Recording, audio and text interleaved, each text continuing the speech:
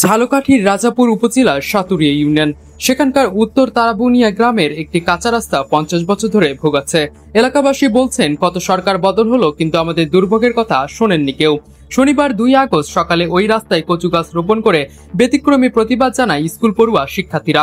একই সময় 4 কিলোমিটার দৈর্ঘ্যের এই কাঁচা রাস্তাটি পাকাকরণের দাবিতে সেখানে মানববন্ধন করেছে স্থানীয়রা।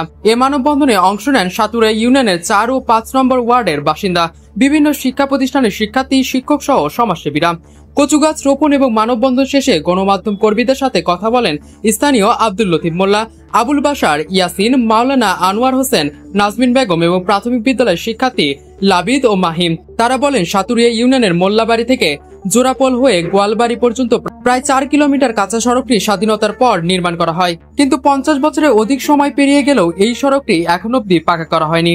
বর্ষা মৌসুমে এই রাস্তা পানি ও কাদায় একাকার হয়ে যায়। দ্রুততম সময়ের মধ্যে মোল্লাবাড়ি থেকে জোড়াপোল হয়ে গোয়ালবাড়ি পর্যন্ত কাঁচা সড়কটি প্রশস্ত করে পাকা করার আহ্বান জানিয়েছেন মানববন্ধনে অংশগ্রহণকারীরা।